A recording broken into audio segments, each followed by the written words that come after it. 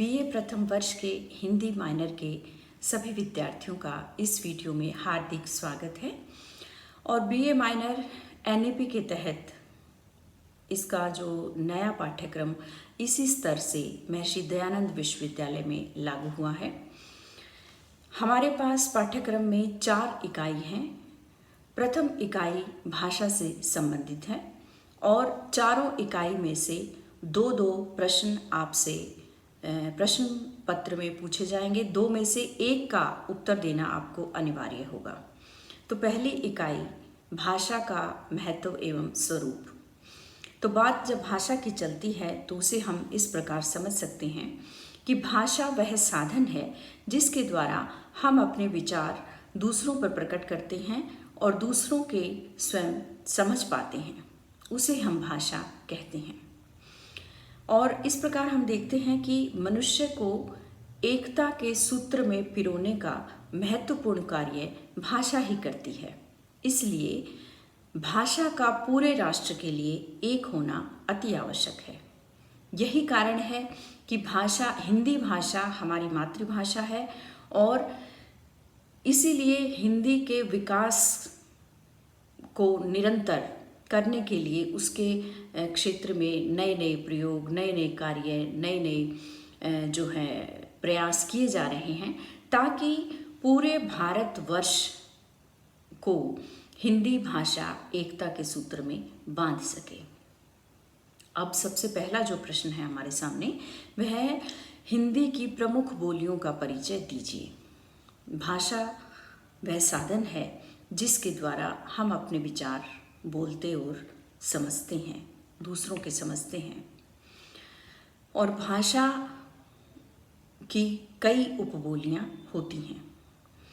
तो भाषा विकास की दृष्टि से हिंदी के 2 रूप माने जाते हैं, पश्चिमी हिंदी और पूर्वी हिंदी।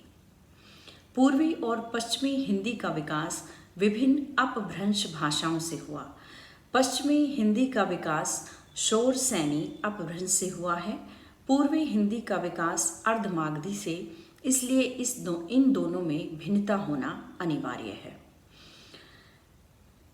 सबसे पहले हम देखते हैं कि पश्चिमी हिंदी, इसका विकास शोर सैनी अपभ्रंश से हुआ।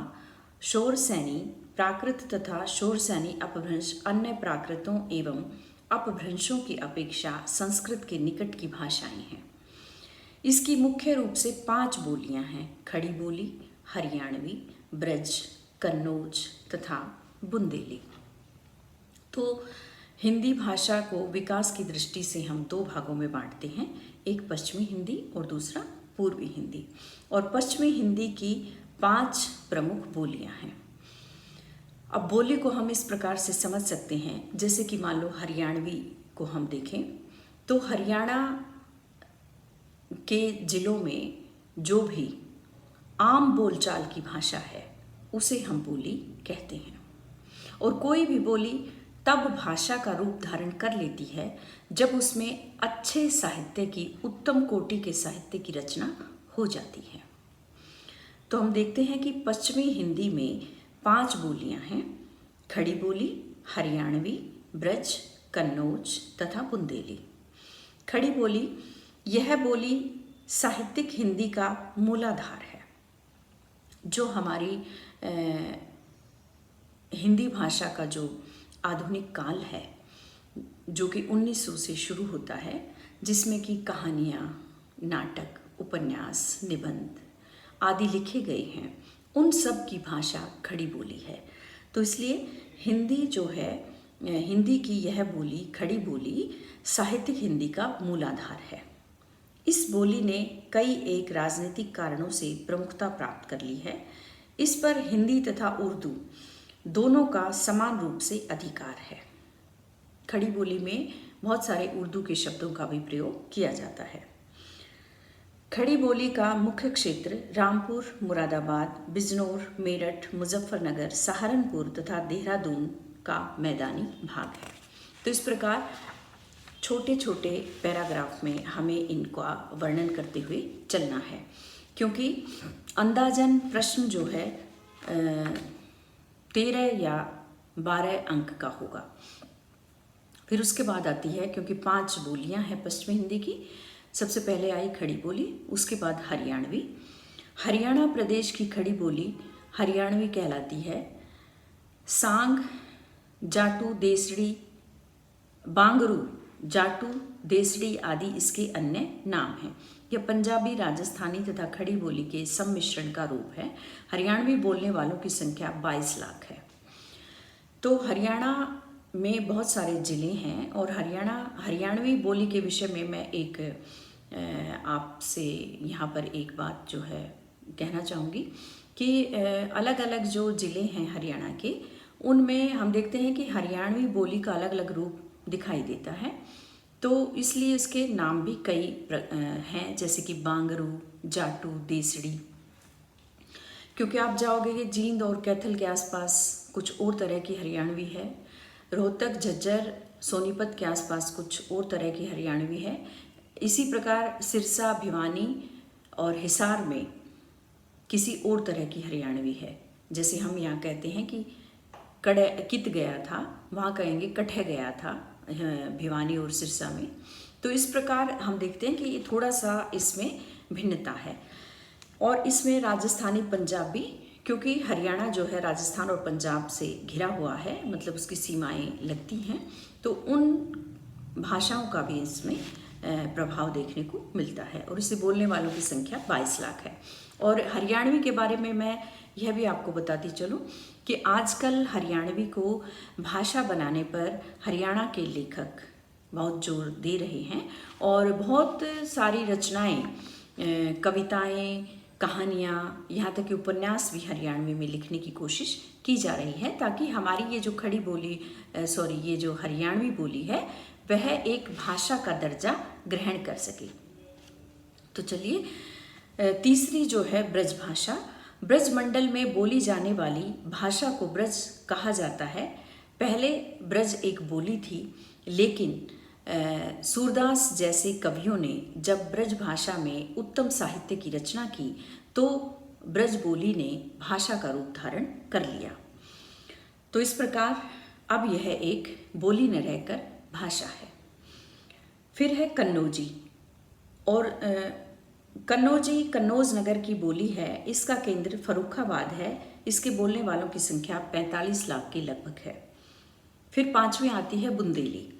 यह बुंदेलखंड की बोली है, इसलिए बुंदेलखंडी के नाम से प्रसिद्ध है। झांसी, हमीरपुर, ग्वालियर, भोपाल आदि में यह अपने शुद्ध रूप में बोली जाती है।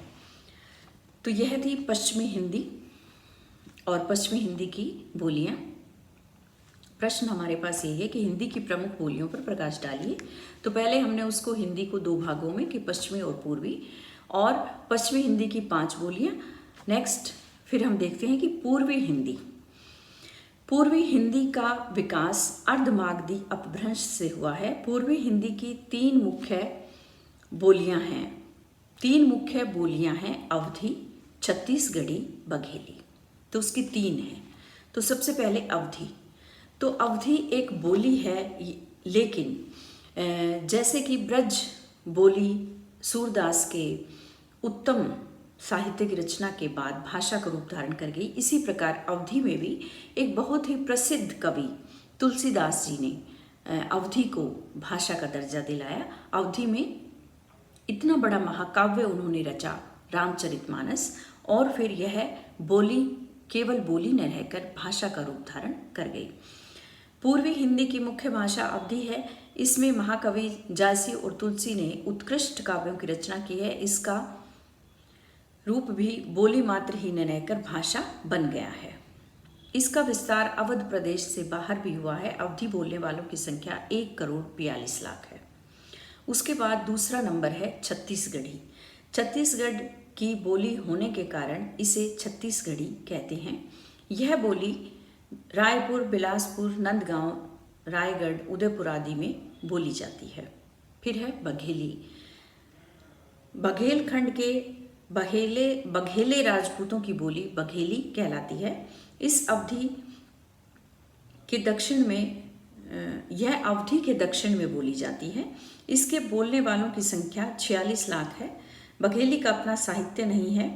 हिंदी की उपर्युक्त मुख्य बोलियों के अतिरिक्त बिहारी भाषा की बोली भोजपुरी तथा राजस्थानी भाषा को भी हिंदी के अंतर्गत माना जाता है। तो इस प्रकार हमारा यह प्रश्न यहीं पर समाप्त होता है।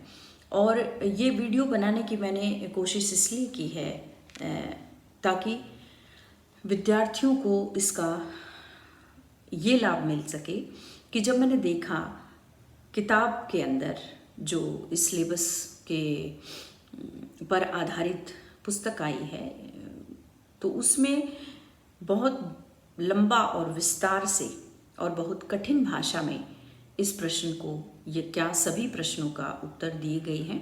तो इसलिए मैंने इसको शॉर्ट करके आप तक पहुंचाने की कोशिश की है। केवल उसी सामग्री को लिया है जो कि आपके उत्तर के लिए सटीक साबित हो। तो इसलिए आशा करती हूँ कि विभिन्न जो मेरे बीए प्रथम वर्ष के विद्यार्थी हैं इसका लाभ अवश्य ही उठाएंगे।